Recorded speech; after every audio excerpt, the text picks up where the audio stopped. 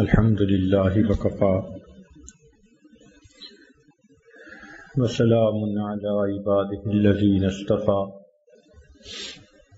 أما بعد أعوذ بالله من الشيطان الرجيم بسم الله الرحمن الرحيم يوم نقول لجهنم هل امتلأت وتقول هل من مزيد وأزلفت الجنة للمتقين غير بعيد هذا ما توعدون لكل أواب حفيظ من خشي الرحمن بالغيب وجاء بقلب منيب سبحان ربك رب العزة عما يصفون وسلام على المرسلين والحمد لله رب العالمين اللهم صل على سيدنا محمد وعلى آل سيدنا محمد وبارك وسلم اللهم صل على سيدنا محمد وعلى آل سيدنا محمد وبارك وسلم اللهم صل على سيدنا محمد وعلى آل سيدنا محمد وبارك وسلم۔ آج صبح کی مجلس میں وہ اسباب بیان کیے گئے جن سے انسان کے دل کی موت واقع ہو جاتی ہے۔ اس مجلس میں وہ اسباب بیان کیے جائیں گے جن سے انسان کا مردہ دل زندہ ہو جاتا ہے۔ اسباب حیات القلوب، وہ اسباب جن سے انسان کا مردہ دل زندہ ہوتا ہے، انسان کو روحانی طور پر زندگی ملتی ہے۔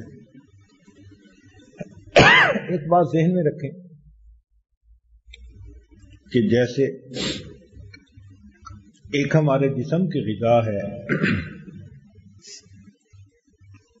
اسی طرح ہمارے دل کی بھی غذا ہے۔ جسم کی غذا ہم دن میں 2-3 مرتبہ کم از کم استعمال کرتے ہیں۔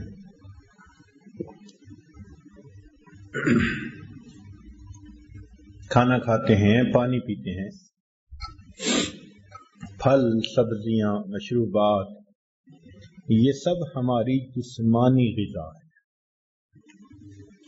اسی طرح ہمارے دل کی بھی غذا ہے، وہ اللہ رب العزت کی طرف سے آنے والے انوار اور تجلیات ہیں۔ جب دل میں نور اترتا ہے تو دل کو غذا مل جاتی ہے۔ جب دل حکمت کی باتیں سنتا ہے تو دل کو غذا مل جاتی ہے۔ چنانچہ نبی علیہ الصلوۃ والسلام نے ارشاد فرمایا، تحتاج القلوب الى اقواتها من الحکمہ کما تحتاج الاجسام الى اقواتها من الطعام، کہ دلوں کو بھی اپنی غذا کی اسی طرح حاجت ہوتی ہے جیسے جسم کو اپنی بقا کے لیے طعام کی ضرورت ہوتی ہے۔ جسم کو غذا نہ ملے تو اس کی موت واقع ہو جاتی ہے، اسی طرح دل کو بھی غذا نہ ملے تو دل کی روحانی موت واقع ہو جاتی ہے۔ غذا سے انسان کی جسمانی زندگی اور انوار و تجلیات سے انسان کی روحانی زندگی۔ جسمانی صحت ہو تو انسان کے جسم کے مزے، اور روحانی صحت ہو تو انسان کے دل کے مزے۔ اچھی جسمانی صحت سے انسان کا جسم لذتیں لیتا ہے، اور اچھی روحانی صحت سے انسان کا دل مزے لیتا ہے۔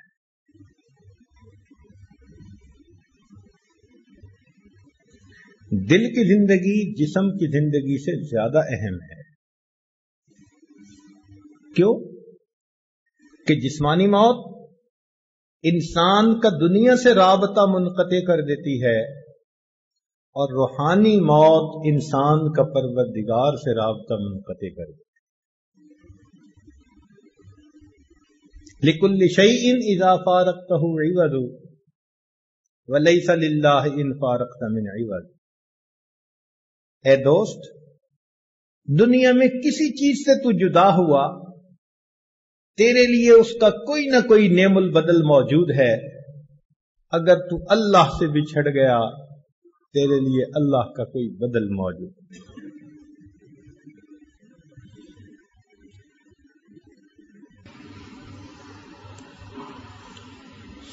دنیا کا جادو چلتا ہے تو انسان اللہ سے بچھڑ جاتا ہے، دور ہو جاتا ہے اپنے پروردگار سے، اللہ تعالیٰ کے گھر کا راستہ ہی بھول جاتا ہے۔ مسجد میں آ کر اس کی طبیعت گھبراتی ہے، نماز پڑھ کے مسجد سے باہر نکلتا ہے، یوں لگتا ہے جیسے اس کے سر سے بوجھ اتر گیا۔ کیا وجہ ہے؟ وجہ یہ کہ دل مردہ ہے، قبض کی کیفیت ہے اس کے اوپر۔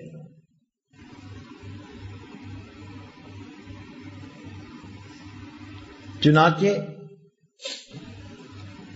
ایک بزرگ بڑی عجیب بات فرماتے تھے۔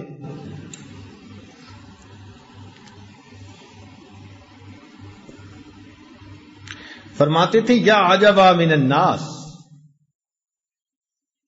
یبکون علی من مات جسدہ، تعجب ہے انسانوں پر، تعجب ہے انسانوں پر کہ کسی کا جسم مر جائے تو یہ اس کے اوپر روتے ہیں، ولا یبکون علی من مات قلبہ وہو اشد، اور اگر کسی کا دل مر جائے تو اس پر ان کو رونا نہیں آتا، حالانکہ دل کی موت جسم کی موت سے زیادہ اشد ہوا کرتی ہے۔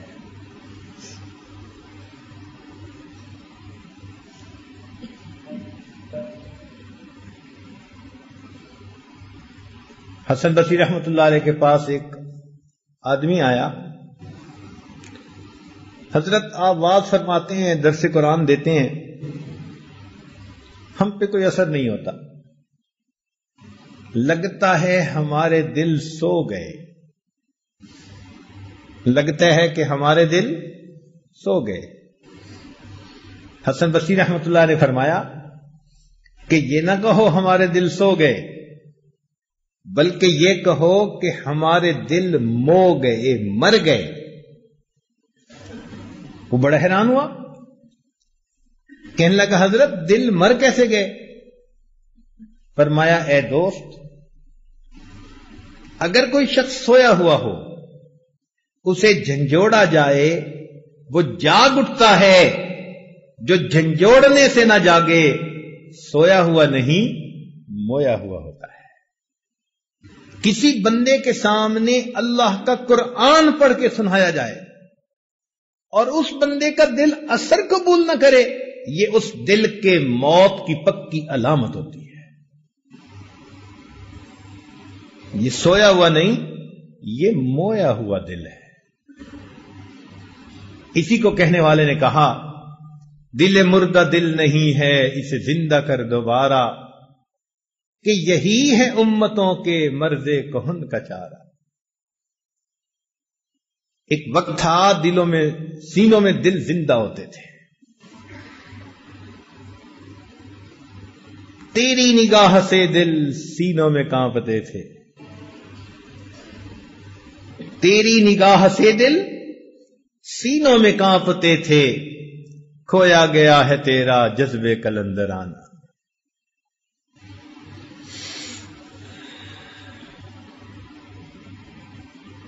اب اس مردہ دل کو زندہ کرنے کے لیے سب سے بہترین اکسیر وہ اللہ تعالی کا ذکر ہے. یہ سمجھ لیں کہ اس کے لیے ویکسین ہے. حدیث پاک میں فرمایا ذکر اللہ شفاء القلوب، اللہ تعالی کا ذکر دلوں کے لیے شفا ہے. چنانچہ اللہ تعالیٰ کی یاد سے دل کی بیماریاں دور ہوتی ہیں، دل کے اندر سے روحانی بیماریاں ختم ہو جاتی ہیں. صدیق اکبر عنہ کی روایت ہے، فرماتے ہیں مثل لکل شیء ثقالۃ وثقالۃ القلوب ذکر اللہ. ہر چیز کے لیے ایک پالش ہوتی ہے اور دلوں کی پالش اللہ تعالی کی یاد ہے. تو جو انسان اپنے رب کو یاد کرے اپنے دل میں، اس کا دل منور ہوتا ہے. ابن تیمیہ رحمۃ اللہ علیہ لکھتے ہیں الذکر للقلب کالماء للسمک.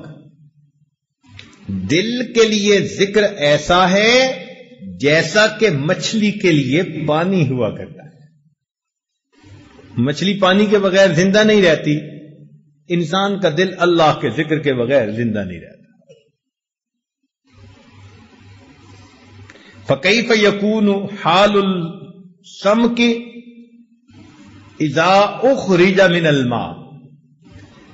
اگر مچھلی کو پانی سے نکال دیا جائے تو اس کا کیا حال ہوتا ہے؟ مچھلی کا تڑپنا ضرب المثل بن گیا. لوگ کہتے ہیں جی ماہیے بے آب کی طرح تڑپنے لگ گیا. تو جیسے مچھلی پانی کے بغیر تڑپتی ہے، مومن کا دل اللہ رب العزت کی یاد کے بغیر ایسے تڑپتا ہے.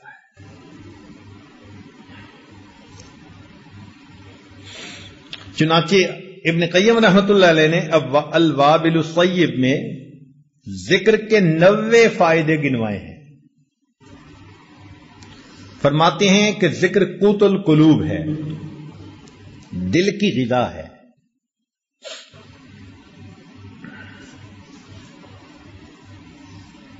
انہ یطرد الشیطان، ذکر سے شیطان انسان سے دفع دور ہو جاتا ہے.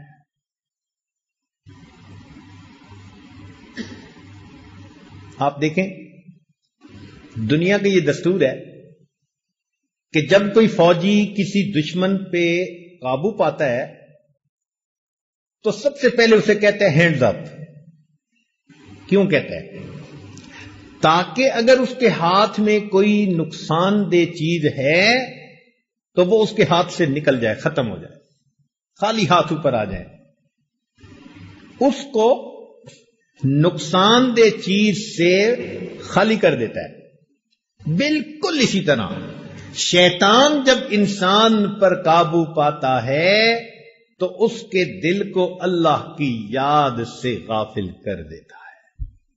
سنیے قرآن عظیم الشان، اللہ تعالیٰ فرماتے استحوذ علیہم الشیطان فانساہم ذکر اللہ.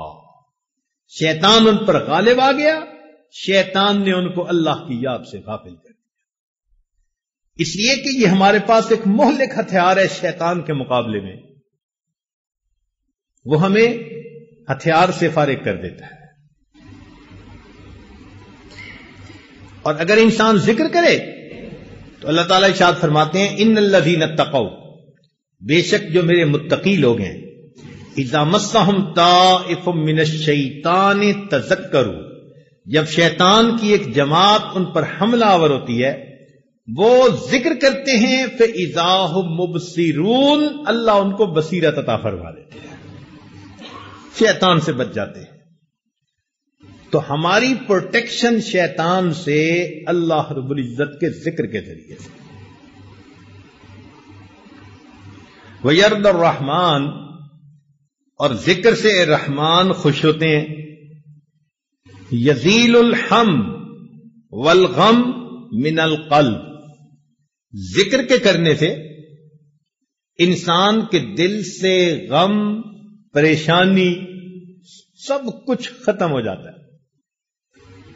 اسی کو کسی نے یوں کہا، نہ دنیا سے، نہ دولت سے، نہ گھر آباد کرنے سے تسلی دل کو ہوتی ہے خدا کو یاد کرنے سے۔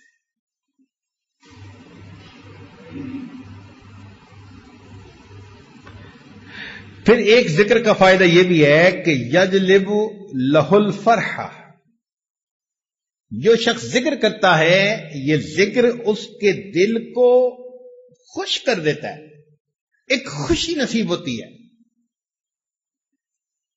ذکر سے عجیب مستی ہوتی ہے۔ جائیے کس واسطے اے درد میں خانے کے بیچ، جائیے کس واسطے اے درد میں خانے کے بیچ، کچھ عجب مستی ہے اپنے دل کے پیمانے کے بیچ۔ یہ دل جب جاگتا ہے نا، زندہ ہوتا ہے، اس میں ایک عجیب مستی ہوتی ہے، عجیب لذت ہوتی ہے۔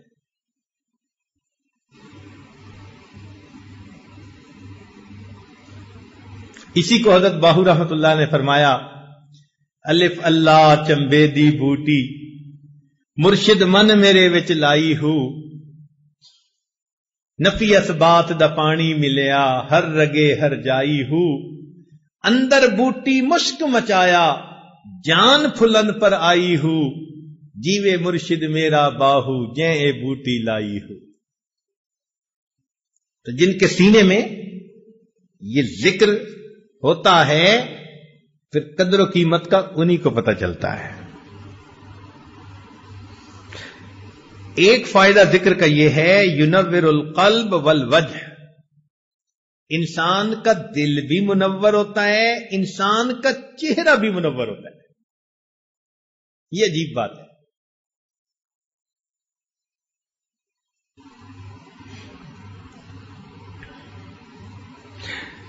وَيَكْسُ الذَّاكِرَ الْمَحَابَةَ وَالْحَلَاوَةَ وَالنَّظْرَ، جو ذکر کرنے والا ہوتا ہے ذکر کی بنا پر اس کے چہرے کے اوپر ایک ہیبت ہوتی ہے اور ایک حلاوت ہوتی ہے اور ایک رعنائی اور خوبصورتی ہوتی ہے۔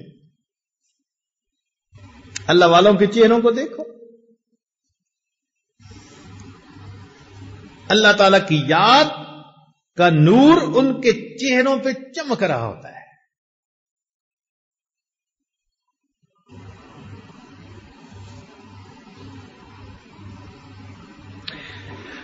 چنانچہ ہم اگر اللہ رب العزت کا ذکر کریں گے تو اس کے جواب میں اللہ رب العزت ہمیں یاد کریں گے۔ اب ذرا اس کی حقیقت سمجھ لیں، ہم تو ذکر کریں گے اللہ کا نام لے کر، اللہ اللہ کے ذریعے سے، مگر اس کے جواب میں اللہ تعالیٰ کیا کہیں گے؟ بندے بندے، نہیں، اس کا یہ مطلب نہیں ہے۔ دیکھیں، اگر آپ کو کسی افسر سے کوئی کام ہو، اس نے انٹرویو لینے، بچے کی اپوائنٹمنٹ کرنی ہے، تو آپ اس سے بات کرتے ہیں اور کہتے ہیں کہ جی اس دن ذرا میرے بچے کو یاد رکھیے گا۔ اب یاد رکھنے کا یہاں مفہوم اور ہے۔ کیا مطلب ہے؟ کہ جب آپ فیصلہ کرنے بیٹھیں گے تو میرے بچے کے حق میں فیصلہ کرنا۔ اللہ رب العزت کا یاد کرنا یہ ہے کہ بندہ اللہ تعالی کو ذکر کے ذریعے سے یاد کرتا ہے، اللہ تعالیٰ اپنے بندے کو نئے نئے اعمال کی توفیقیں دے کر یاد کرتے ہیں۔ اللہ اس بندے کے راستے کھولتے ہیں، فیصلے اس کے حق میں کر دیتے ہیں، اس کے لیے خیر کے فیصلے کر دینا، یہ اللہ کا یاد کر رہا ہے۔ اس لیے فرمایا فاذکرونی اذکرکم، میرے بندو تم مجھے یاد کرو میں تمہیں یاد کروں گا۔ توجہ فرمائیے، فاذکرونی اذکرکم، میرے بندو تم مجھے یاد کرو میں تمہیں یاد کروں گا۔ کیا مطلب؟ میرے بندو تم مجھے فرش پہ یاد کرو گے، میں پروردگار تمہیں عرش پہ یاد کروں گا۔ اے میرے بندو تم مجھے معذرت کے ساتھ یاد کرو گے، تم مجھے معذرت کے ساتھ یاد کرو گے، میں پروردگار تمہیں مغفرت کے ساتھ یاد کروں گا۔ تم معافی مانگنا میں معاف کر دوں گا، تم معذرت کے ساتھ مجھے یاد کرو گے، میں پروردگار تمہیں مغفرت کے ساتھ یاد کروں گا۔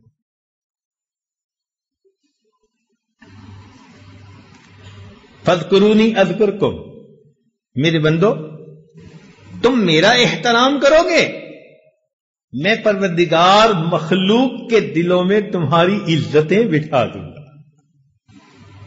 کہتے ہیں بشر حافی رحمت اللہ علیہ شراب پیتے تھے، غفلت کی زندگی تھی۔ ایک دن جا رہے تھے، انہوں نے ایک کاغذ کے اوپر اللہ رب العزت کا نام لکھا دیکھا کہ کاغذ زمین پہ گرا ہوا تھا۔ ان کے دل میں خیال آیا یہ اللہ کا نام ہے۔ انہوں نے وہ کاغذ اٹھا کر اونچی جگہ پر رکھ دیا، اتنا سا عمل کیا۔ اللہ رب العزت نے وقت کے ایک ولی کے دل میں الہام فرمایا کہ جا کر بشر حافی سے کہہ دو کہ تم نے میرے نام کی عزت کی، اس کے جواب میں تمہارے نام کو پوری دنیا میں عزت عطا فرما دوں۔ تم نے تو پاؤں سے اٹھا کے سر تک میرے نام کو پہنچایا، میں تمہارے نام کو فرش سے اٹھا کے عرش تک پہنچا دوں۔ فاذکرونی اذکرکم، تم میرا ذکر کرو میں تمہارا ذکر کروں گا۔ کیا مطلب؟ کہ میرے بندو تم معصیت سے بچ کر مجھے یاد کرو گے، میں مصیبت کے وقت میں بندو مدد کے ذریعے تمہیں یاد کروں۔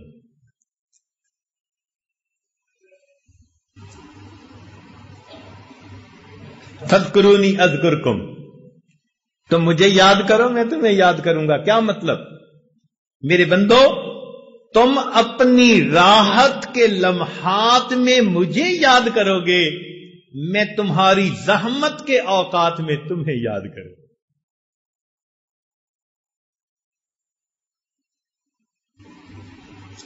فاذکرونی اذکرکم، میرے بندو تم دنیا میں نرم بستروں پر لیٹ کر مجھے یاد کرو گے، اور میں پروردگار قبر میں تمہارے لیٹتے وقت تمہیں یاد کروں گا۔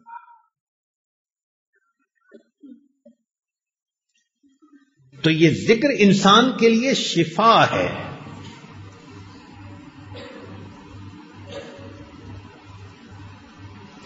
چنانچہ حسن بصری رحمت اللہ علیہ کے پاس ایک آدمی آیا،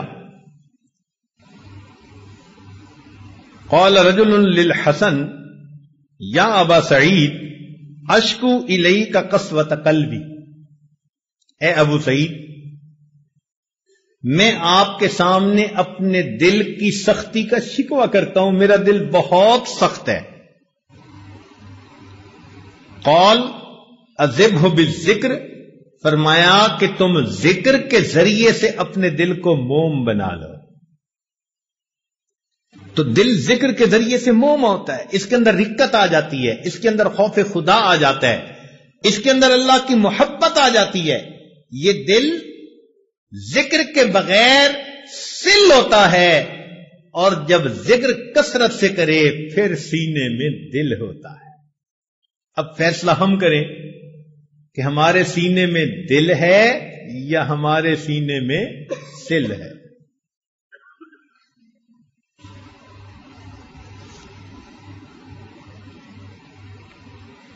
قال رجل لسلمان رضی اللہ تعالیٰ عنہ، سلمان فارسی عنہ سے کسی بندے نے کہا ای الاعمال افضل، عملوں میں سے کون سا عمل بڑا افضل ہے؟ فقال اما تقرأ القرآن، فرمایا تو نے قرآن نہیں پڑھا؟ قرآن مجید میں کہا وَلَذِكْرُ اللَّهِ أَكْبَرُ، اور اللہ کا ذکر سب سے بڑا عمل ہے۔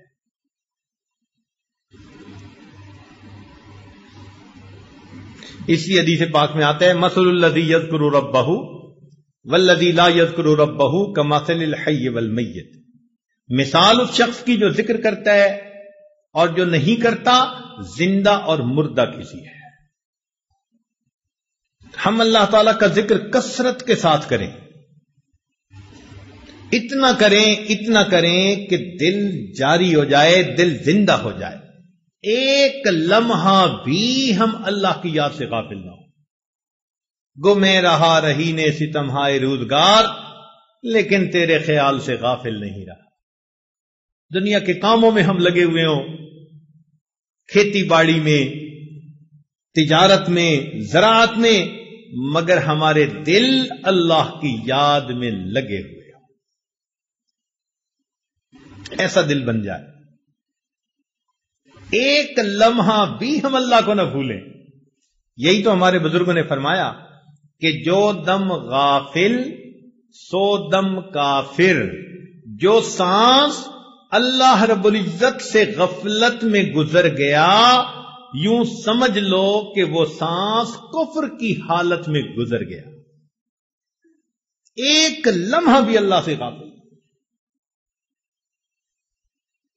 ایسی کیفیت ہو ہماری، لیٹے بیٹھے چلتے پھرتے ہر وقت اللہ کی یاد دل میں۔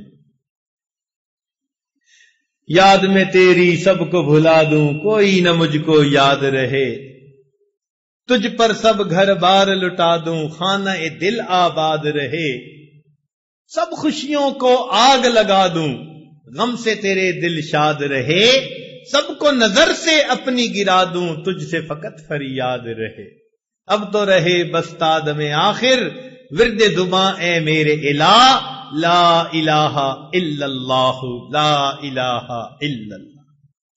ایسا ذکر جب زندگی میں کثرت سے ذکر کریں گے، پھر آخری لمحے میں کلمہ ہماری زبان پر آسانی سے جاری ہو جائے۔ تو ذکر کی کثرت یہ دل کی سختی کا علاج ہے۔ دل کی موت اگر ہو چکی تو اس کے لیے یہ حیات کی مانند ہے۔ اس لیے قرآن مجید میں ذکر کثیر کا حکم، یا ایھا الذین آمنوا اذکروا اللہ ذکرا کثیرا والذاکرین اللہ کثیرا والذاکرات۔ تو دیکھو ہر جگہ ذکر کثیر کا حکم ہے، کثرت سے ذکر کریں، کثرت سے ذکر کریں۔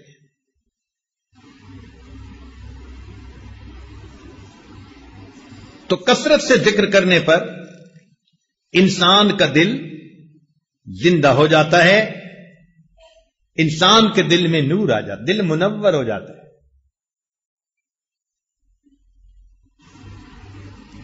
حضرت خواجہ مجذوب رحمت اللہ علیہ کلیکٹر تھے اپنے زمانے میں، ایک بڑی پوسٹ تھی، ریٹائرمنٹ ہو گئی۔ ایک صاحب ملے، اس نے کہا کہ حضرت کیا حال ہے؟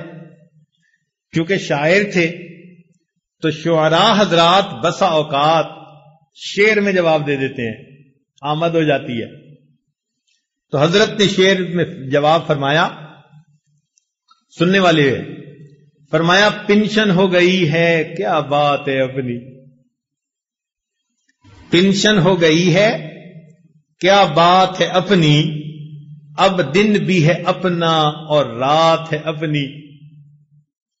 پنشن ہو گئی ہے کیا بات ہے اپنی، اب دن بھی ہے اپنا اور رات ہے اپنی، اب اور ہی کچھ ہے میرے دن رات کا عالم، ہر وقت ہی رہتا ہے ملاقات کا عالم۔ یہ کیفیت بندے کی ہو، اب اور ہی کچھ ہے میرے دن رات کا عالم، ہر وقت ہی رہتا ہے ملاقات کا عالم۔ اتنا ذکر کرے کہ اللہ رب العزت دل میں آ جائے، اللہ دل میں سما جائے، بلکہ سچ کہوں کہ اللہ دل میں چھا جائے۔ ایسی اللہ رب العزت کی محبت.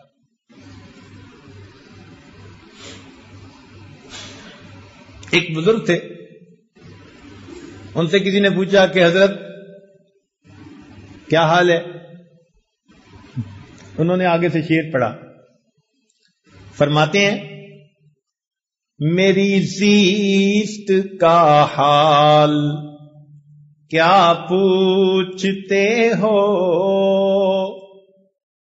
میری زیست کا حال کیا پوچھتے ہو، بڑھاپا نہ بچپن نہ میری جوانی، جو چند ساعتیں یاد دل بر میں گزری، وہی ساعتیں ہیں میری زندگانی. جو چند لمحے اللہ کی یاد میں گزر گئے وہ میری زندگی ہے، اور باقی سارا کچھ شرمندگی ہے. تو دل کو زندہ کرنے کے اسباب میں سے پہلا سبب ذکر کی کثرت. ہمارے مشائخ یہی سبق دیتے ہیں. سب سے پہلے فرماتے ہیں کہ 2 حصوں میں کرو. ایک تو چلتے پھرتے لیٹے بیٹھے اللہ کی طرف دھیان رکھو، اس کو وقوف قلبی کہہ دیتے ہیں. اور ایک فرماتے ہیں کہ صبح اور شام 15 منٹ آدھا گھنٹہ ساری دنیا سے ہٹ کٹ جاؤ اور اللہ تعالی کی یاد میں ڈوب جاؤ. ساری دنیا سے ہٹ کٹ جاؤ اور اللہ تعالی کی یاد میں ڈوب جاؤ. جب انسان یوں مراقبہ کرتا ہے نا صبح و شام، تو دل کی کیفیات دوبارہ تازہ ہو جاتی ہے. آج کل کے دور میں اس کو سمجھنا بہت آسان ہے. دیکھیں آج کل تو چھوٹے بڑے بہت لوگوں کے پاس سیل فون ہوتا ہے، موبائل فون. اس کی بیٹری ہوتی ہے. اب اگر سارا دن اس پر باتیں کرتے رہیں تو اس کی بیٹری ڈسچارج ہو جاتی ہے. اس کو پھر چارجر سے لگانا ضروری ہوتا ہے. اگر آپ چارجر سے نہیں لگائیں گے تو بیٹری اتنی فلیٹ ہو جائے گی کہ بات ڈسکنیکٹ ہو جائے گی، پھر آن ہی نہیں ہوگا. بالکل اسی طرح ہم سارا دن لوگوں کے ساتھ انٹریکٹ کرتے رہتے ہیں، کام کاروبار بیوی بچے دوست احباب. ہمارے دل کی کیفیات کی بیٹری ڈاؤن ہوتی ہے. ہمیں چاہیے صبح و شام اس کو چارجر کے ساتھ لگائیں. یہ جو مراقبہ ہے نا کہ اللہ سے لو لگا کے بیٹھے، حقیقت میں اللہ کی رحمت کے ساتھ اس ہم دل کو کنیکٹ کر دیتے ہیں. ادھر سے برکت آتی ہے، رحمت آتی ہے، اور وہ دل کی بیٹری کو دوبارہ چارج کر دیتی ہے. اس لیے صبح و شام کا ذکر بہت ضروری. یہ پہلا سبب. دوسرا سبب جس سے دل زندہ ہوتا ہے وہ ہے تلاوت القرآن. آدمی کم از کم 1 پارہ روزانہ تلاوت کرے. بہت مشکل ہو تو چلو آدھا پارہ. کوئی دن زندگی کا اللہ تعالی کی یاد کے بغیر نہ گزرے، تلاوت قرآن کے بغیر نہ گزرے. ہمارے ان لاز کے ایک بزرگ تھے، دارالعلوم دیوبند سے انہوں نے فراغت حاصل کی تھی.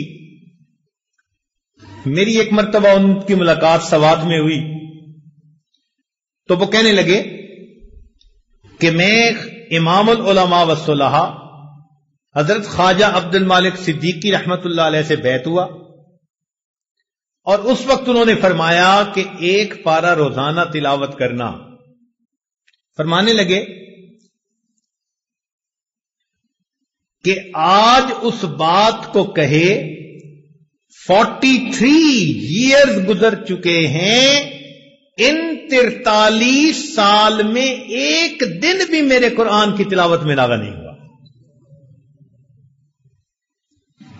جب ایسے لوگ اللہ کے سامنے نام اعمال لے کر جائیں گے ہمیں کتنی شرمندگی ہوگی کہ ہمارے کتنے دن تلاوت کے بغیر جا چکے ہیں. اب دیکھو 43 سال سردی بھی، گرمی بھی، صحت بھی، بیماری بھی، دیس بھی، پردیس بھی، خوشی بھی، غمی بھی، 100 یعنی عوارض ہوتی ہیں، مگر وہ کہتے ہیں میں نے ایک پارے کی تلاوت پکی کر.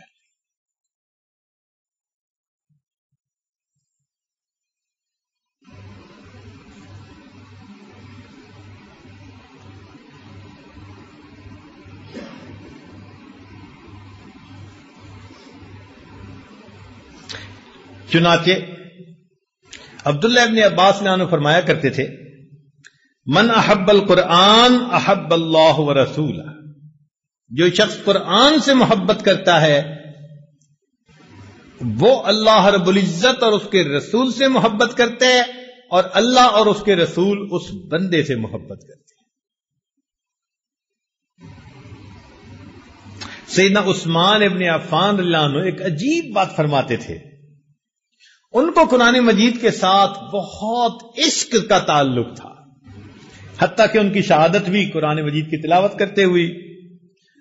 وہ فرماتے تھے لو طہرت قلوبکم ما شبعت من کلام ربکم، اگر تمہارے دل پاک ہو جاتے تو اللہ رب العزت کے قرآن پڑھنے سے تمہارا دل کبھی نہ بھرتا، کبھی تمہارا دل ہی نہ بھرتا. یہ جو دلوں کے اندر نجاست ہوتی ہے، گناہوں کی میل ہوتی ہے، اس کی وجہ سے پھر تلاوت کرنا بوجھ نظر آتا ہے.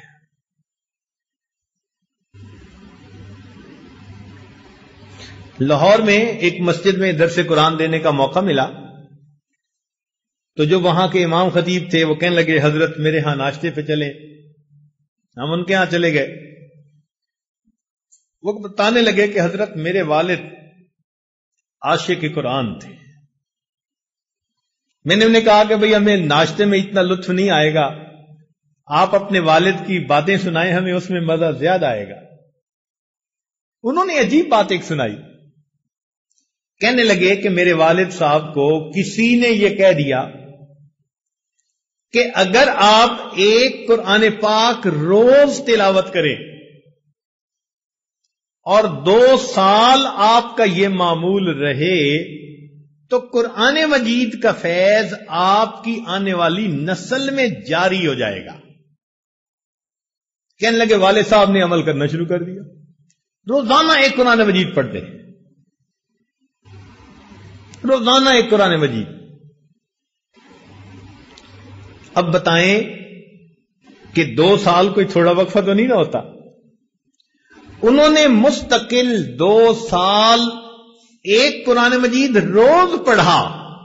کہنے لگے اس کا نتیجہ یہ ملا کہ میرے والد صاحب کی جتنے بیٹے جتنی بیٹیاں، ان کے آگے جتنے بیٹے جتنی بیٹیاں، کسی کی عمر اگر 7 سال سے زیادہ ہے تو وہ قرآن مجید کا حافظ ہے. میرے والد کی نسل سے کوئی بیٹا بیٹی ایسی نہیں، نرینہ یا مادینہ کوئی اولاد ایسی نہیں کہ جو دنیا میں زندہ ہو 7 سال سے اوپر ہو قرآن کے حافظ نہ ہو.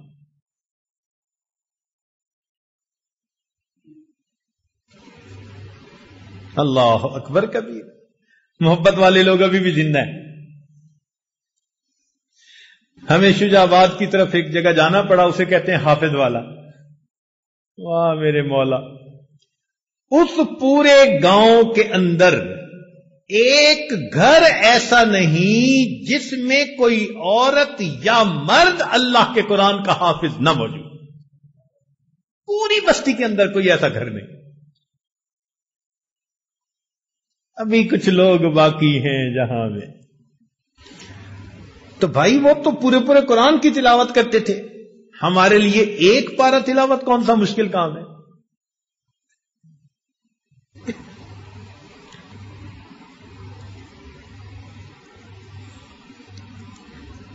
جیسے گرمی کے موسم میں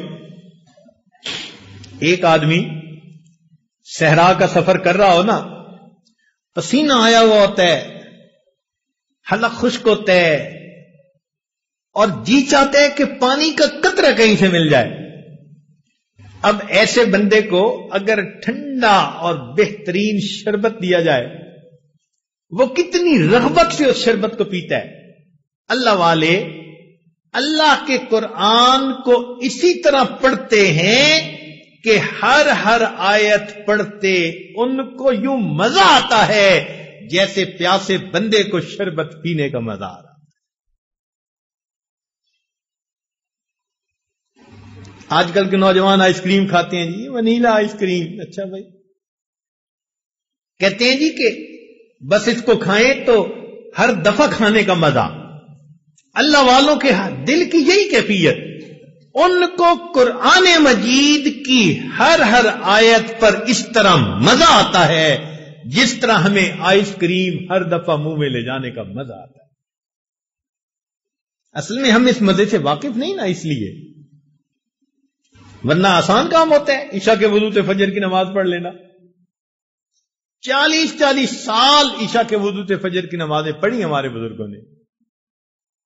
وہ رات کے اندھیرے کے اس طرح منتظر ہوتے تھے، ہم تہجد پڑھیں گے جس طرح دلہا اپنی دلہن سے ملاقات کے لیے رات کا منتظر ہوا کرتا ہے. اس لیے کہتے تھے کہ لوگوں کا دن سورج کے طلوع ہونے سے شروع ہوتا ہے اور ہمارا دن سورج کے غروب ہونے سے شروع ہوتا ہے. امام راضی رحمت اللہ علیہ فرماتے تھے، اللہ دن اچھا نہیں لگتا مگر تیری یاد کے ساتھ، رات اچھی نہیں لگتی مگر تجھ سے راز و نیاز کے ساتھ. مجھ کو نہ اپنا ہوش نہ دنیا کا ہوش ہے، بیٹھا ہوں مست ہو کے تمہارے جمال میں، تاروں سے پوچھ لو میری روداد زندگی، راتوں کو جاگتا ہوں تمہارے خیال میں. اللہ کی یاد میں راتوں کو جاگتے ہیں. تیسرا سبب جس سے انسان کا دل زندہ ہوتا ہے، الاستغفار. استغفار پڑھنا. ہمارے مشائخ فرماتے ہیں 100 دفعہ صبح 100 دفعہ شام، یہ کم از کم ہے، ورنہ 200 مرتبہ صبح 200 مرتبہ شام پڑھے. استغفار پڑھنے سے انسان کے دل کی میل دور ہو جاتی ہے.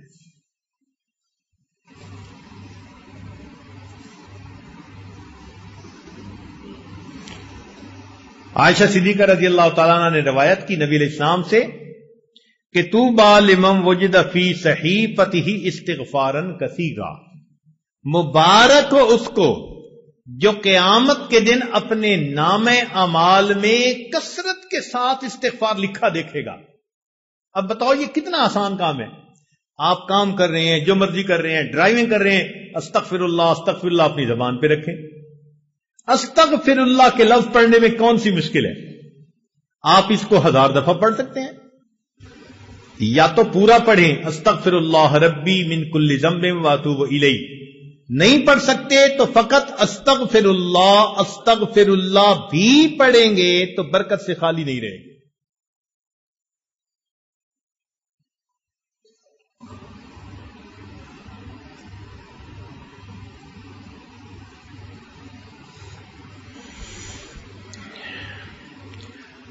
چوتھا سبب جس سے دل زندہ ہوتا ہے، الصلاۃ علی النبی.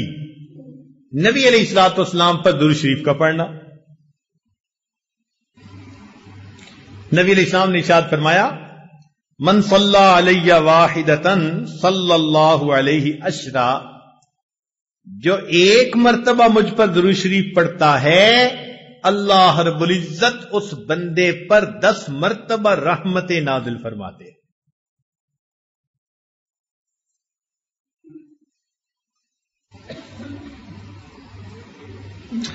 چنانچہ ہمارے مشائخ نے لکھا ہے وَكَذَلِكَ جَعَلَ جَزَاءَ ذِكْرِ نَبِيِّهِ ذِكْرَ مَنْ ذَكَرَهُ، کہ اللہ تعالیٰ کو اپنے محبوب سے ایسی محبت ہے کہ جو اللہ تعالی کے محبوب کو یاد کرتا ہے درود شریف پڑھنے کے ذریعے سے اللہ اس بندے کو 10 مرتبہ یاد کرتے.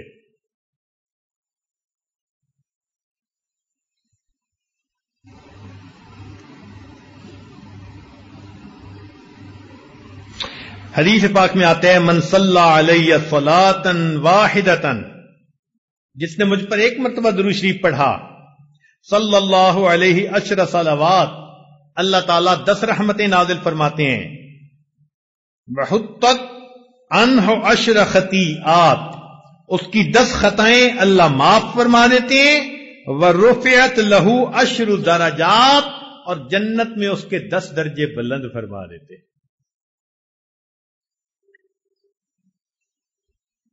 اس لیے نبی علیہ السلام نے ارشاد فرمایا البخیل من ذکرت عندہ فلم یصلی، بخیل ہے وہ شخص جس کے سامنے میرا نام آئے، میرا تذکرہ ہو اور وہ مجھ پر درود نہ پڑھے. اس لیے جب بھی نبی علیہ السلام کا نام نامی اس میں گرامی آئے تو صلی اللہ علیہ وسلم کم از کم ضرور پڑھنا چاہیے. حدیث پاک میں آتا ہے کہ ان للہ ملائکۃ سیاحین، اللہ تعالیٰ کے کچھ فرشتے ایسے ہیں جو زمین کے اندر چلتے پھرتے ہیں، سیاحت کرتے ہیں. یبلغونی ان امتی السلام، میرا امتی جو مجھ پر درود پڑھ رہا ہوتا ہے یہ فرشتے اس درود و سلام کو مجھ تک پہنچا دیتے ہیں. اور ایک حدیث پاک میں فرمایا ان اول الناس بی یوم القیامت اکثرہم علی صلاۃ، قیامت کے دن میرے سب سے قریب وہ انسان ہوگا جو سب سے زیادہ مجھ پر درود شریف پڑھنے والا ہوگا.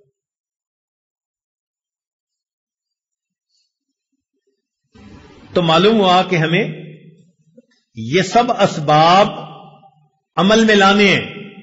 اللہ کا ذکر کثرت سے کرنا ہے، اور 2 تلاوت قرآن کرنی ہے، استغفار کرنا ہے اور درود شریف پڑھنا ہے. کئی لوگ سوال پوچھتے ہیں جی استغفار پہلے کریں یا درود شریف پہلے پڑھیں؟ تو ہمارے بزرگوں نے اس کا ایک سادہ سا جواب دیا ہے. اگر کوئی کپڑا میلا ہو تو اس کو ترتیب یہی ہے کہ پہلے دھوتے ہیں اور پھر اس کے اوپر عطر لگا دیتے ہیں. یا کبھی ایسا ہوا کہ کسی نے پہلے عطر لگا دیا ہو بعد میں دھویا ہو، پہلے کیا کرتے ہیں؟ دھو لیتے ہیں، بعد میں کیا کرتے ہیں؟ تو استغفار سے ان میلے دلوں کو دھو لیجئے، پھر درود شریف کے ذریعے سے عطر اور خوشبو اس پر چھڑک لیجئے.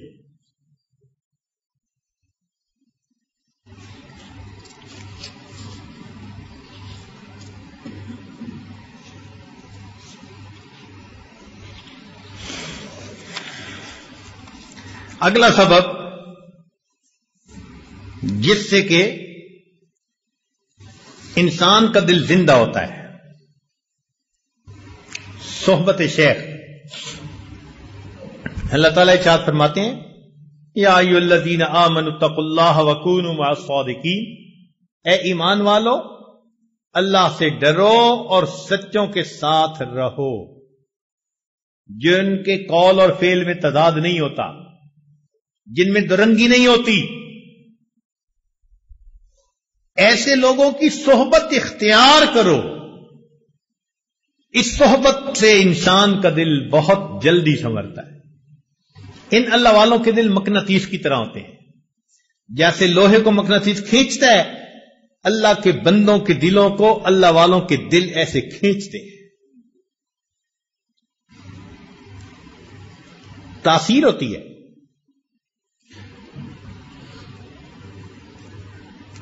ہم لوگ جب الیکٹریکل انجینئرنگ پڑھتے تھے تو ہمیں ٹرانسفارمر کے بارے میں پڑھاتے ہوئے انہوں نے کہا کہ دیکھو، ایک ادھر کی وائنڈنگ ہوتی ہے پرائمری، ایک ادھر کی وائنڈنگ ہوتی ہے سیکنڈری. ان میں فزیکلی کنٹیکٹ کوئی نہیں ہوتا، مگر ادھر سے وولٹیج ادھر انڈیوس ہو جاتا ہے. بالکل یہی حال کہ اللہ والوں کی صحبت میں جو بندہ بھی آ کر بیٹھتا ہے وہ ہائی وولٹیج جو ہوتا ہے نا اللہ کی محبت کا، وہ دوسرے سینوں میں بھی انڈیوس ہو جاتا ہے.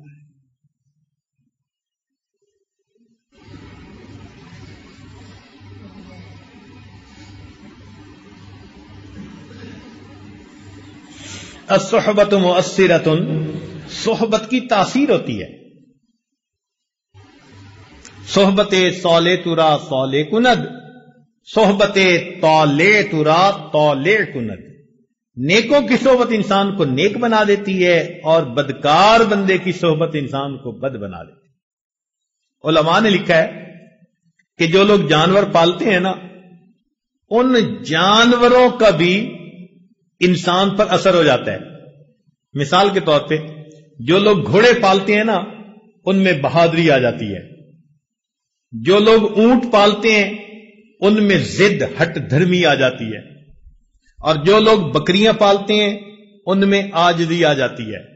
اب ذرا غور کریں کہ جانور کے ساتھ وقت گزارنے سے اگر جانور کے اس کے اوپر اثرات آ جاتے ہیں، تو ہم اگر اللہ والوں کے ساتھ وقت گزاریں گے تو کیا ہمارے اوپر ان کے اچھے اثرات نہیں آئیں گے؟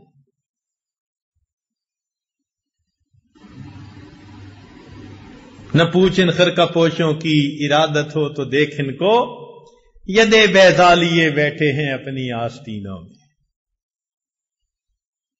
اللہ والوں کی صحبت سے انسان کا دل زندہ ہوتا ہے، مردہ دل زندہ ہو جاتا ہے.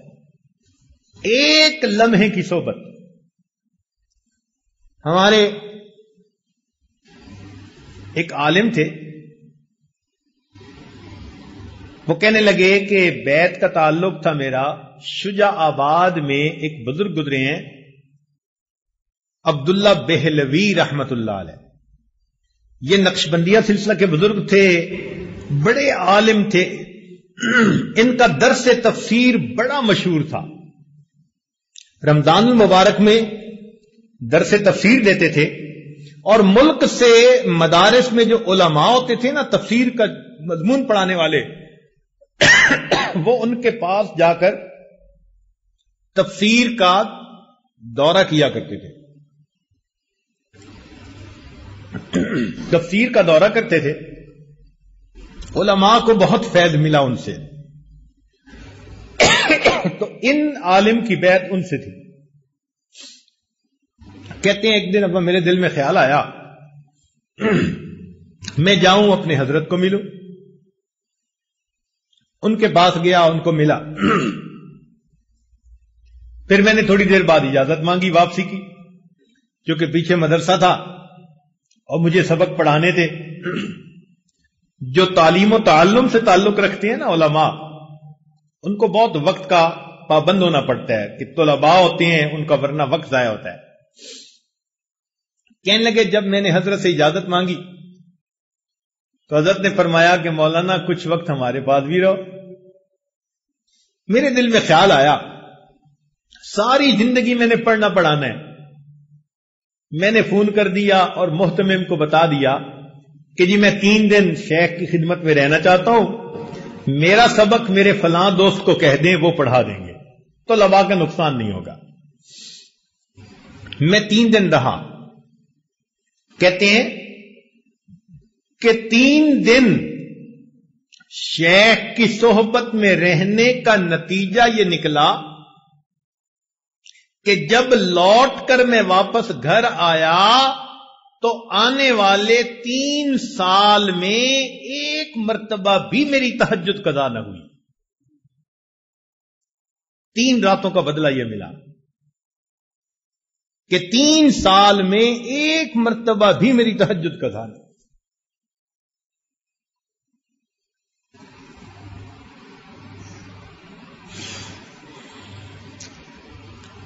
دل کو زندہ کرنے کا ایک سبب اتباع سنت. ہر کام نبی علیہ الصلوۃ والسلام کی سنت کے مطابق کریں. ہر کام، کھانا پینا، چلنا پھرنا، اٹھنا بیٹھنا، رفتار، گفتار، کردار، ہر چیز نبی علیہ السلام کی سنت کے مطابق. ہمارے سلسلہ عالیہ نقشبندیہ میں اس کا بہت اہتمام بتایا جاتا ہے. چھوٹے سے چھوٹا عمل، بڑے سے بڑا عمل، کوئی عمل بھی سنت کے خلاف نہیں ہونا چاہیے. ہر وقت نظر اس چیز کو تلاش کرتی رہے کہ میں نے اس عمل میں کیسے کرنا ہے. اور اس کا بہترین طریقہ یہ بھی ہے کہ مسنون دعائیں یاد کر لیجئے. کتابیں مل جاتی ہیں چھوٹی سی، نبی علیہ الصلوۃ والسلام کی مسنون دعائیں، پیارے نبی علیہ السلام کی پیاری دعائیں، ان کو یاد کر لیں اور جس موقع پر پڑھنے کی دعا ہو اس پر پڑھتے رہیں. جو لوگ کہتے ہیں نا جی کہ وقوف قلبی نہیں رہتا، وہ دوسرے لفظوں میں بتا رہے ہوتے ہیں جی کہ میں مسنون دعا کی پابندی کوئی نہیں کرتا. اس لیے کہ مسنون دعا کی پابندی کرنے کا انعام یہ ملتا ہے کہ انسان ہر وقت اللہ کی طرف متوجہ رہتا ہے. کھانا کھانے کی دعا، کھانے کے بعد کی دعا، سو کر اٹھنے کی دعا، سونے سے پہلے کی دعا، کسی سے ملنے کی دعا، گھر میں داخل ہونے کی، نکلنے کی، ہر موقع کی دعائیں ہیں. تو مسنون دعاؤں کی برکت سے اللہ تعالی وقوف قلبی کا رکھنا آسان فرما دیتے. آپ اس کا تجربہ کر لیجئے. جب آپ محسوس کریں نا کہ جی میں وقوف قلبی کا دھیان نہیں رکھ سکتا یا رکھنا مشکل ہے، آپ محسوس کریں گے کہ سنت دعائیں پڑھنے میں آپ کوتاہی کر رہے ہیں. ان کی پابندی کریں، آٹومیٹکلی اللہ کی طرف دھیان رہے گا، توجہ رہے گی.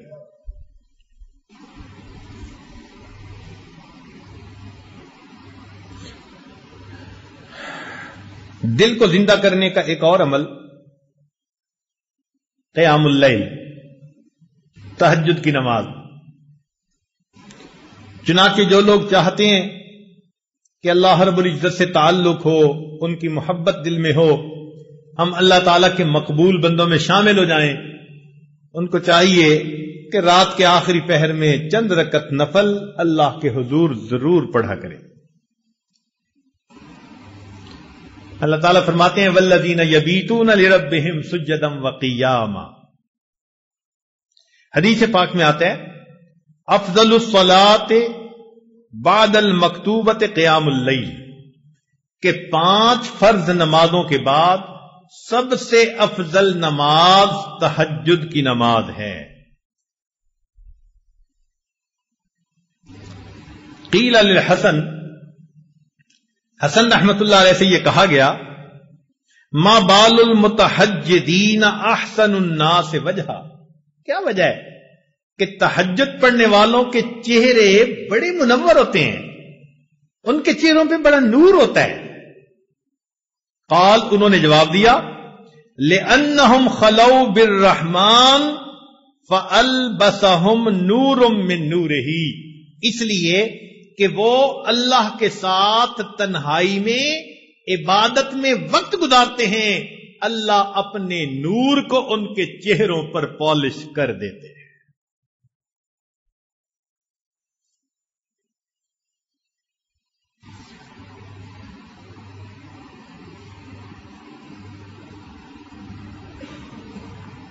ایک بزرگ فرمایا کرتے تھے کہ حضرت، ان کے پاس ایک بندہ آیا، اس نے کہا کہ حضرت مجھے رات تہجد کی توفیق نصیب نہیں ہوتی، کوئی عمل بتا دے. انہوں نے آسان سا جواب دے دیا، فرمانے لگے اے دوست، تو اپنے دن کے اعمال کو سنوار لے، اللہ تعالیٰ تجھے رات کے اعمال کی توفیق عطا فرما دے.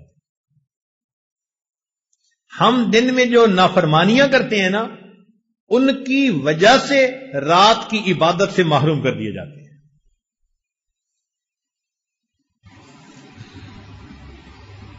فقال لا تعصه بالنهار، تو دن میں اللہ کی نافرمانی نہ کر. وَهُوَ يُقِيمَكَ بَيْنَ يَدَيْهِ بِاللَّيْلِ، تو دن میں اس کی نافرمانی نہ کر، وہ تجھے رات میں قیام کی توفیق عطا فرما دے. یروان سفیان ثوری رحمۃ اللہ سے یہ بات منقول ہے، فرماتے تھے کہ حرمت قیام اللیل 5 اشہر بذنب اصبتہ، ایک مرتبہ ایک گناہ مجھ سے سرزد ہو گیا جس کی وجہ سے 5 مہینے تہجد کی نماز سے میں محروم ہو گیا۔ اور پتہ ہے وہ گناہ کون سا تھا؟ فرماتے ہیں گناہ یہ تھا کہ ایک نوجوان دعا مانگتے ہوئے رو رہا تھا اور میں نے اس کی طرف دیکھ کر گمان کیا کہ یہ ریاکاری کر رہا ہے۔ میں نے اپنے دل میں اتنا سوچا ریاکاری کر رہا ہے۔ اس بدگمانی کے گناہ کی وجہ سے اللہ نے 5 مہینے تہجد سے مجھے محروم کر دیا۔ اور ہم کتنی بدگمانیاں کرتے ہیں لوگوں کے بارے میں بھائی، ہر کسی سے بدگمان الا ماشاء اللہ، پھر کہتے ہیں جی تہجد نہیں ملتی۔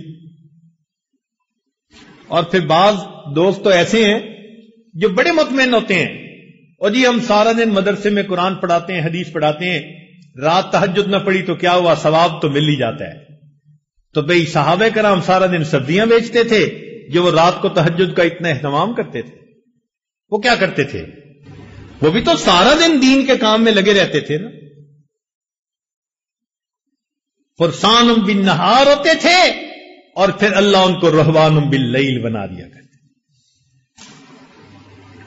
رات گھوڑے کی پیٹھ پہ ہوتے تھے صبح میں، اور رات مسلح کی پیٹھ پر ہوا کرتے تھے۔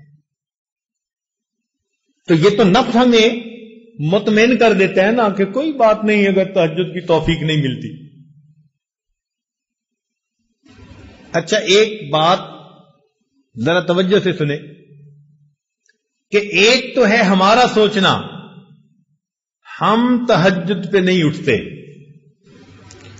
اور ایک سوچ کا انداز اور بھی ہے، وہ کیا؟ حدیث پاک میں آتا ہے اللہ تعالی رات کو فرشتوں کی 3 جماعتیں بنا دیتے ہیں۔ فرشتوں کی کتنی جماعتیں؟ 3 جماعتیں بنا دیتے ہیں۔ ایک جماعت کو کہتے ہیں کہ دیکھو فلاں فلاں میرے مقبول بندے ہیں،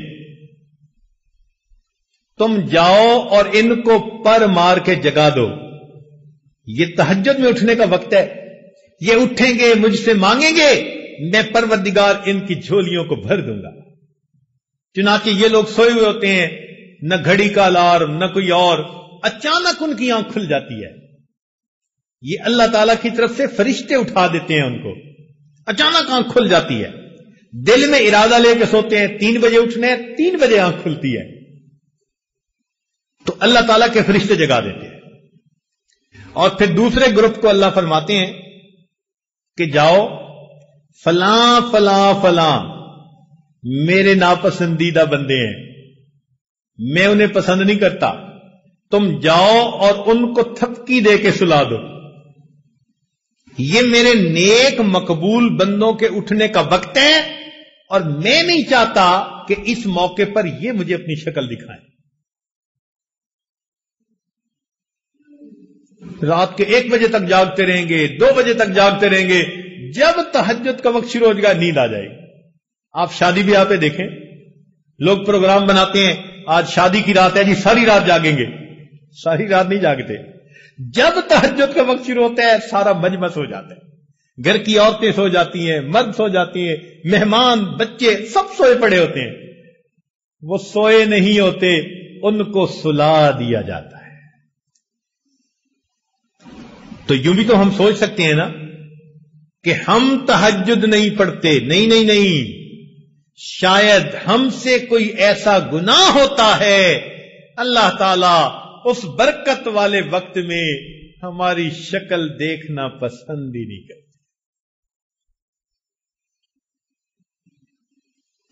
تو یہ اسباب ہیں دل کو زندہ کرنے کے۔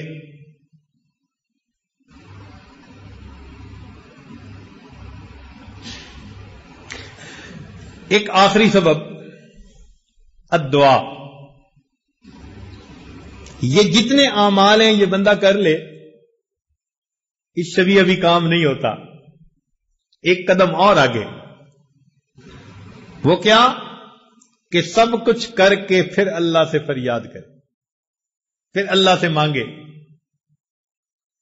اللہ اکبر کبیرہ۔ دیکھیں ایک مثال سمجھیں، چھوٹا بچہ ہوتا ہے نا جو ابھی چلنا سیکھ رہا ہوتا، تو باپ اس کو وہاں کھڑا کر دیتا ہے اور پاس بیٹھ کے بلاتا ہے، بیٹے ادھر آؤ۔ باپ کو پتہ ہے یہ بچہ اتنے قدم نہیں اٹھا سکتا، مگر وہ یہ دیکھنا چاہتے ہیں کہ یہ بچہ میری طرف متوجہ ہو کے قدم اٹھاتا ہے یا نہیں۔ بیٹے ادھر آؤ، بیٹے ادھر آؤ۔ جب باپ بلاتا ہے تو وہ بچہ قدم اٹھانے کی کوشش کرتا ہے اور قدم اٹھاتے ہوئے ڈولتا ہے، اور جب گرنے لگتا ہے نا تو باپ اس کو گرنے نہیں دیتا، بچے کو ہاتھوں میں لے کر اپنے سینے سے لگا لیتا ہے۔ بالکل ہماری مثال یہی ہے۔ اللہ تعالیٰ فرماتے ہیں میرے بندے مجھ تک آؤ۔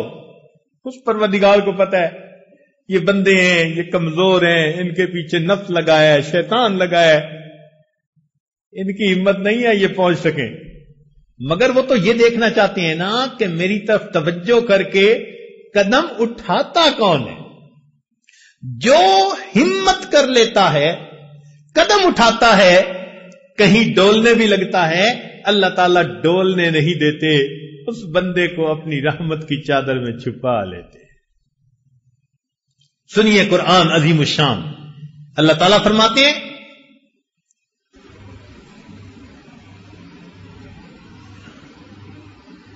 وَلَوْلَا فَضْلُ اللَّهِ عَلَيْكُمْ وَرَحْمَتُهُ، اگر اللہ کا فضل اور اس کی رحمت تم پر نہ ہوتی، ما زکا منکم من احد ابدا، تم میں سے کبھی بھی کوئی ستھرا نہ ہوتا، ولیکن اللہ یزکی من یشاء، اللہ جس کو چاہتے ہیں ستھرا کر دیتے۔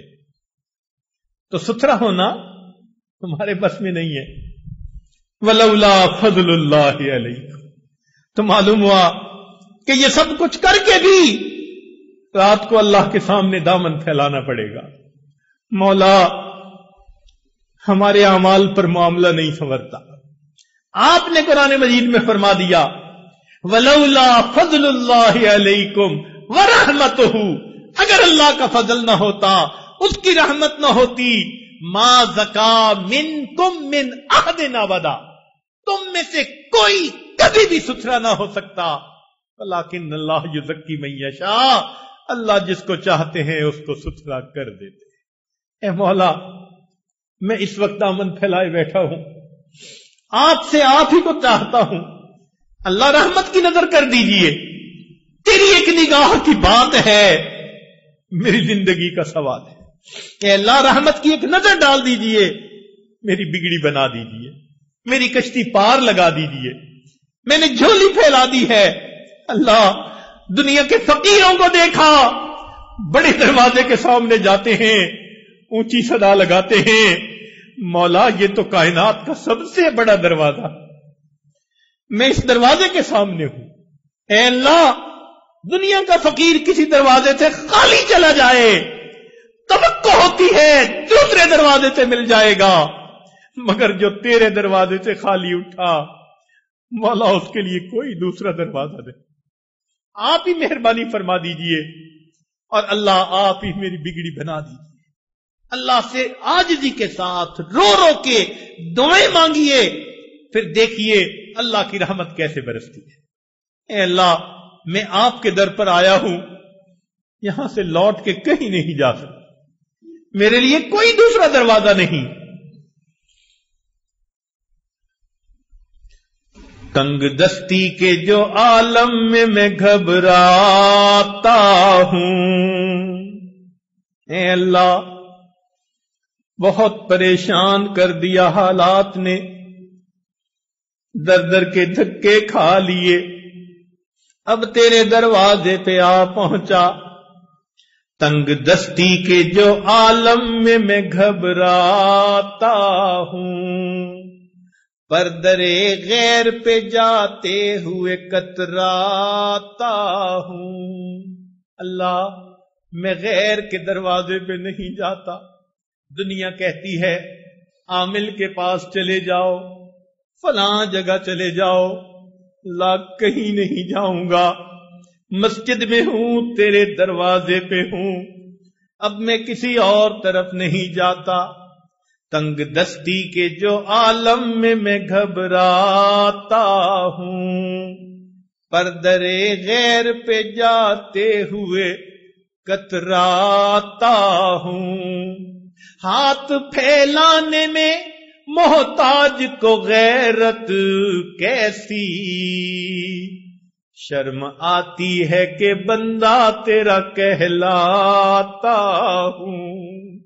اے اللہ محتاج تو ہاتھ پھیلا دیتا ہے، مگر مجھے شرم آتی ہے، بندہ تیرا ہوں، ہاتھ غیر کے سامنے پھیلاؤں۔ تم ہی سے مانگیں گے، تم ہی دو گے، تمہارے در سے ہی لو لگی ہے۔ رمضان کا مہینہ ہے، مقبول راتیں ہیں۔ اللہ کے نبی علیہ السلام نے فرمایا کہ بنی کلب کی بکریوں کے بالوں کے برابر جہنمی ہر رات میں جہنم سے بری کر دیے جاتے ہیں۔ آج اس اجتماع کی یہ آخری رات ہے، ہم اللہ تعالی سے دعا مانگیں، مولا جب اتنے اربوں انسان ایک رات میں بخشے جاتے ہیں، ہم پر بھی رحمت کی نظر ہو جائے۔ اور آج اللہ رب العزت آپ ہمیں بھی بخش دیجئے، ہم سے تو دھوپ کی گرمی برداشت نہیں ہوتی، تیرے جہنم کی گرمی کہاں برداشت ہوگی۔ میرے مولا آپ نے ہمیں ناز و نعمت سے پالا ہے، آپ ہمیں آخرت کی نعمتوں سے محروم نہ کر دیجئے گا۔ رب کریم رحمت کا معاملہ فرمائیے۔ یہ دل آج مردہ ہیں، ہم ان کو زندہ کرنا چاہتے ہیں، تیری نگاہ ناز پڑے گی، دل زندہ ہو جائیں گے۔ آج کی اس بابرکت رات میں اللہ ہمارے دلوں کو زندہ فرما دیجئے، ہماری یہ دعائیں قبول کر لیجئے۔ مولا ہمیں مانگنا بھی نہیں آتا، ہمیں بن مانگے عطا فرما دیجئے، بن مانگے عطا فرما دیجئے، ہماری پریشانیاں دور کر دیجئے۔ میرے مولا رحمت کے ساتھ ہمیں اس جگہ سے زندہ دلوں کو لے کر واپس جانے کی توفیق عطا فرما دیجئے۔ جو بھی پریشانیاں ہیں اپنی رحمت سے ان کو دور فرما دیجئے، اور آنے والے وقت کو اللہ گزرے ہوئے وقت سے بہتر فرما دیجئے۔ رب کریم ہم آپ کی خدمت میں یہ عرض کرتے ہیں، فریاد کرتے ہیں کہ اس مجلس میں ہمارے دلوں کو زندہ فرما دیجئے۔ ہم نے دنیا میں دیکھا، گھر آئے مہمان کی دنیا دار بھی لحاظ کر لیتے ہیں۔ اللہ یہ تیرے گھر میں آئے ہوئے مہمان ہیں، دور سے چل کے آئے ہیں، وقت کو فارغ کر کے آئے ہیں، تجھے بنانے کے لیے آئے ہیں۔ میرے مولا مہمان کو خالی کوئی نہیں بھیجتا، آپ نے حکم دیا کہ مہمان کی مہمان نوازی کرو، عزت افزائی کرو۔ میرے مولا یہ آپ کے گھر میں مہمان آئے ہیں، آپ بھی مہربانی فرما دیجئے، ان کے دل کی نیک مرادیں پوری فرما دیجئے، جو چاہتے ہیں اللہ عطا فرما دیجئے۔ رب کریم ہم نے دنیا میں دیکھا ماں باپ اپنے چھوٹے بچوں کی چھوٹی چھوٹی تمناؤں کو پورا کر کے خوش ہو جاتے ہیں۔ اللہ یہ آپ کے بندے ہیں، ان کے دل کی جو تمنائیں ہیں شرعی اعتبار سے اللہ آپ بھی ان کو پورا کر کے خوش ہو جائیے، اور اپنے بندوں کو بھی خوش فرما دیجئے۔ وآخر دعوانا ان الحمد للہ رب العالمین۔ تھوڑی دیر کے لیے مراقبہ کر لیجئے، آنکھوں کو بند کر لیجئے، سر کو جھکا لیجئے۔ دنیا اور جو کچھ دنیا میں ہے اس سے ہٹ کٹ کے اللہ رب العزت کی یاد میں ڈوب جائیے۔ انسان اپنے اندر جھانکتا ہے، اسے اپنی اصل تصویر نظر آتی ہے۔ اپنے من کے دریچے کو کھولیے، اپنی اصل تصویر کو دیکھیے۔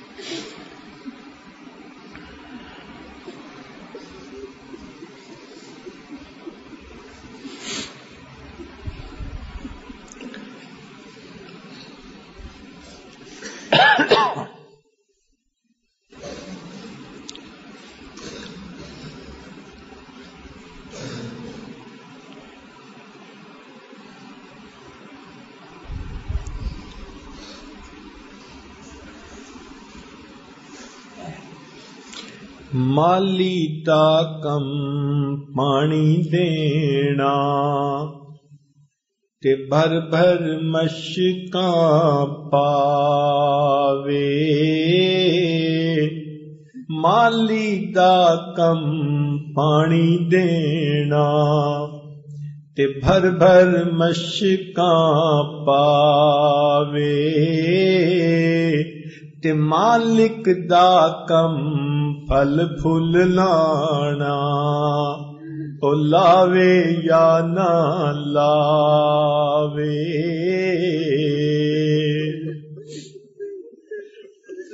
مالی دا کم پانی دینا۔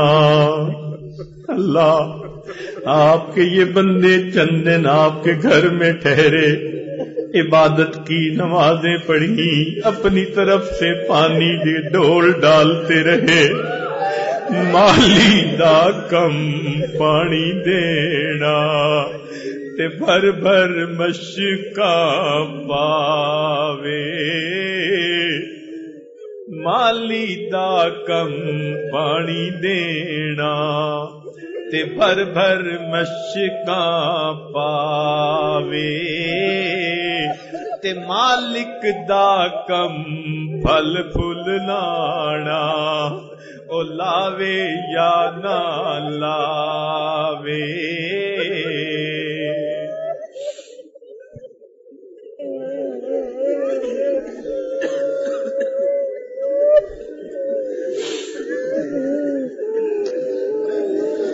مالی دا کم پانی دینا تے بھر بھر مشکاں پاوے، تے مالک دا کم پھل پھل لانا، او لاوے یا نہ لاوے، جے ویکھاں اپنے عملاں دے ول تے کچھ نہیں میرے پلے،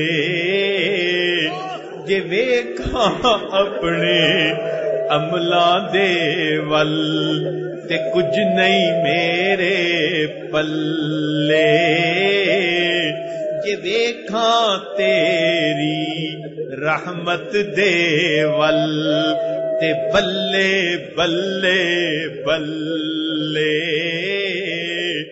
جے ویکھاں اپنے عملاں دے ول تے کچھ نہیں میرے پلے، جے ویکھاں تیری رحمت دے ول تے بلے بلے بلے،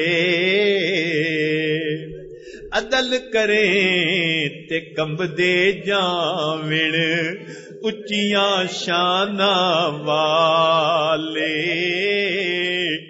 عدل کریں تے کمب دے جاویں اچیاں شاناں والے، فضل کریں تے بخشے جاویں میں جیوی مکالے، عدل کرے تے کمب دے جاویں اچیاں شاناں والے، فضل کرے تے بخشے جاویں میں جیوی مکالے،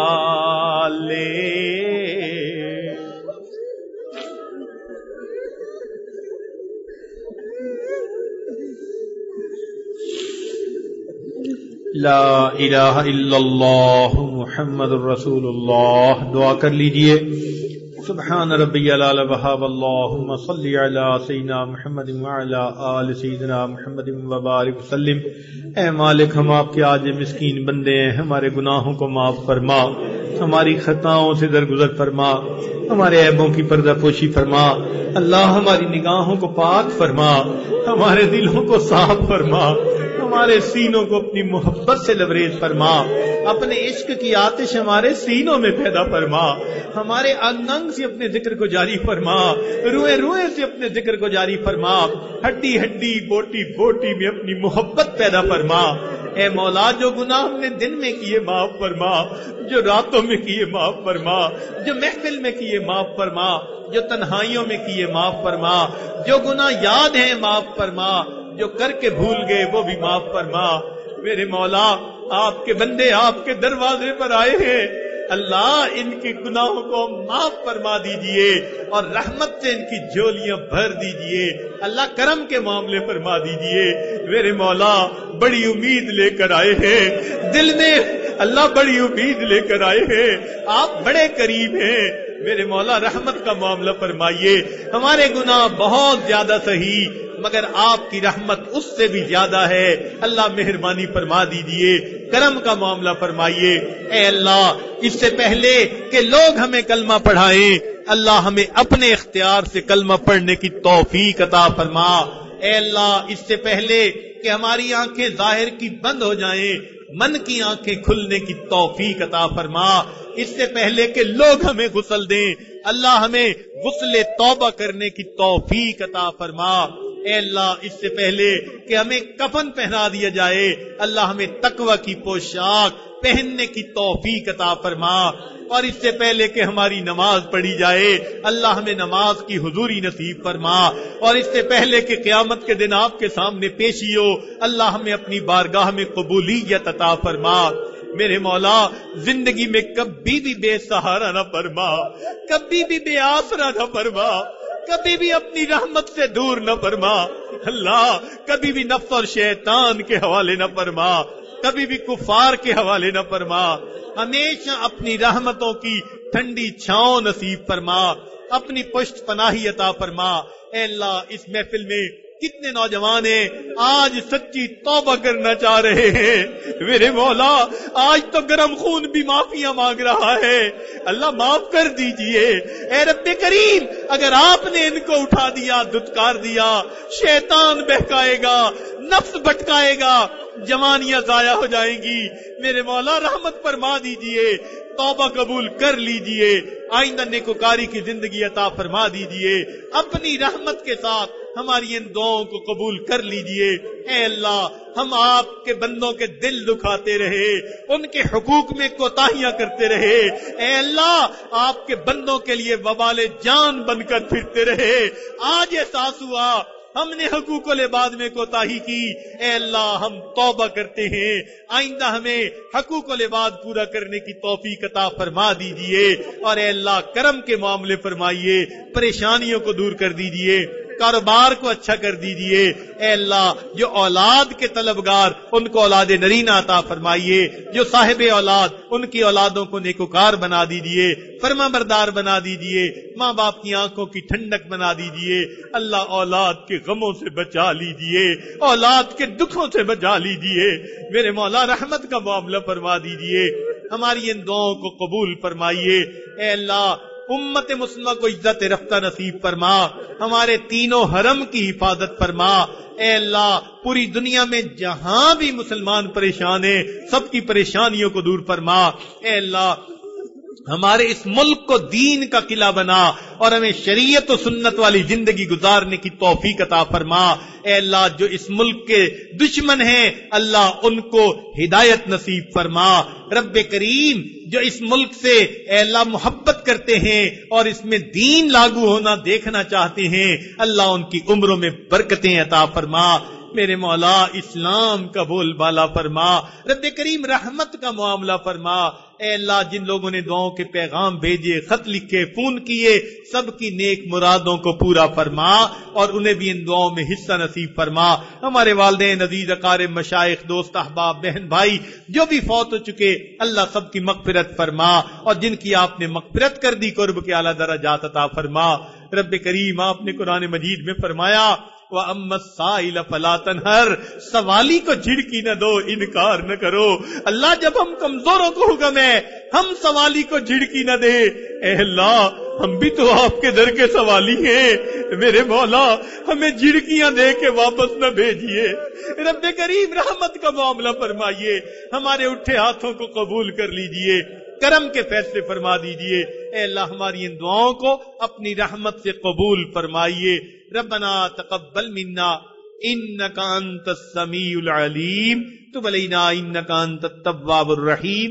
صلی اللہ تعالی علی حبیبہ سیدنا محمد وآلہ واصحابہ اجمعین برحمتک یا ارحم الراحمین۔